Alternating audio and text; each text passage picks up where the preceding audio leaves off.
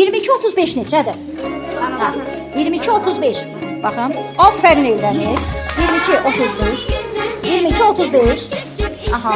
Ona yox. 22 neçədir? 10 oldu. Aferin Sevcan. Aferin. 22-35. Baxın. Baxın.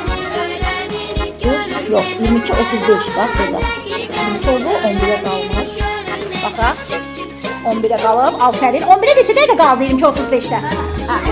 11'e 25 25 dəqiqə keçdi. qalıb. Qalıb. Aşağı. Qalıb.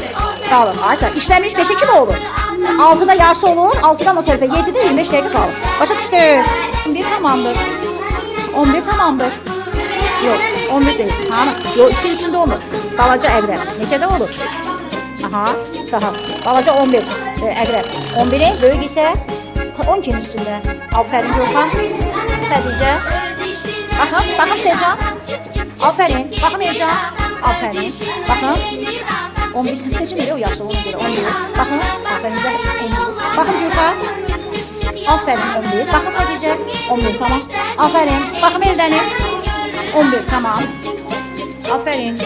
Aferin. Bakın. Ersin. Aferin. 11 tamam. Bakın. Yusuf. Bakın. 11 tamam. Aferin.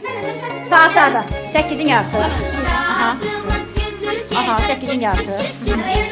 Bakın. Hadi. Bakın Esma. Aferin. 8'in yarısı. 8'in yarısı. 7 ile 8'in arasında. 8'in yarısı. Bakın. Kızı Ersin. 8'in yarısı. Bakın. Bakın. Yok, düz yemedim. Düz değil. Bakın. Düz Nuran. Bakın. Aferin Zəhra. Düz. Ben de düz. Ferman. Aferin. 8'in yarısı. Aferin Bayram. 8'in yarısı. Bakın. 8'in yarısı. Aferin.